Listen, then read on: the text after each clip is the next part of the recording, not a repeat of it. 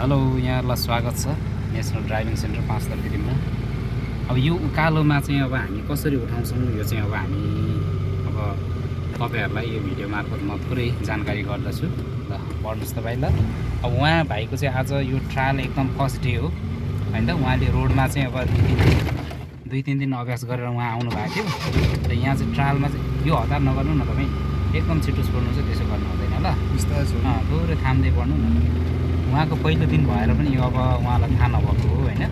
टक्क यसो जाने अलिक पेल्ने ल रोक्ने ल टक्क रोक्नुहोस् त। ल अब यहाँ चाहिँ है अब अरू ठाउँ अब कसरी सिकाउनुहुन्छ त्यो चाहिँ मलाई थाहा भएन, तर यहाँ चाहिँ अब विशेष गरेर तपाईँ यो उकालोमा चाहिँ मैले धेरै भिडियोतिर म हेर्छु होइन।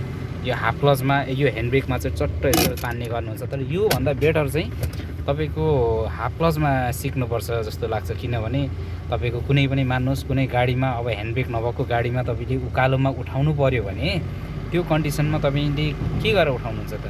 त्यसो हुँदाखेरि यो हाफ क्लच चाहिँ जुन हामीले सिकेका छैन भने चाहिँ यो ह्यान्ड ब्रेकमा हामी गाडी उठाउन सक्दैनौँ क्या। सरी, ह्यान्ड ब्रेक नभएको गाडीमा चाहिँ गाडी उठाउन सकिँदैन उकालोमा। त्यसो हुँदाखेरि यसलाई चाहिँ हामीले अब हाफ क्लच गरेर सिक्छौँ है, उठाउँछौँ। ल हाफ क्लच गर्नु त सर, ह्यान्ड ब्रेक हातमा खै त स्टेरिङ।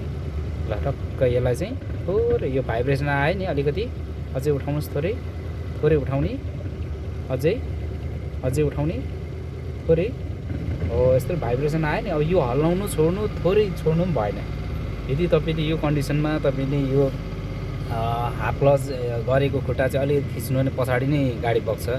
त्यसो हुँदाखेरि तपाईँले यो चाहिँ ट्याक्कै यो एक सुता हल्लिनु भएन हाफ क्लच गरेपछि। अब रेस पेल्नुहोस् त भाइ। ल ब्रेक छोड्दाखेरि यो हाफ क्लच टक्क उठाएर जान सक्छौँ। ल टक्क ओह्रालोमा रोक्ने होइन। यो चाहिँ तपाईँको किन यो उकालोको लागि चाहिँ तपाईँको अब ह्यान्ड ब्रेक भन्छन् नि साथीहरूले। अब ह्यान्ड ब्रेक भन्दा पनि अब तपाईँको सिक्नको लागि जो सिक्ने साथीहरूको लागि चाहिँ यो जीवनमा पछाडि उपयोगी हुने चाहिँ यो हाफ क्लचै हो। किनभने गाडी उठाउनको लागि एकदमै तपाईँ हाफ क्लच गर्न जान्नु पर्यो। अब ह्यान्ड ब्रेकमा सिक्दा पनि हुन्छ, तर अब त्यो चाहिँ ट्रायल पास गर्नलाई मात्रै हो। त्यो ह्यान्ड ब्रेक पनि हामी सिकाउँछौँ, तर पहिलो नम्बरमा उकालोमा उठाउन जान्ने हुनु पऱ्यो हाफ क्लच गरेर। ट्याक्कै भाइको चाहिँ आज पहिलो दिन हो।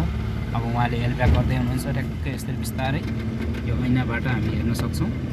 ट्याक्कै अब सुरुमा चाहिँ एलब्याक गर्नको लागि यो हामीले चाहिँ सिधा ब्याक गर्न जानेनौँ भने हामी एलब्याक गर्न सक्दैनौँ। त्यसमा यो पर कलर र गाडीको जुन ग्याप चाहिँ ट्याक्कै 1 फिटको ग्याप राखेर हामी ब्याक सिक्छौँ।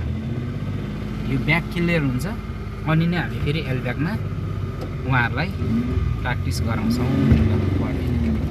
अब हामी निस्किन्छौँ है। ल हाम्रो उकालो उठाउने सिस्टम अब सिकाउने तरिका चाहिँ यस्तो छ। तपाईँहरूलाई अब के कसो लाग्यो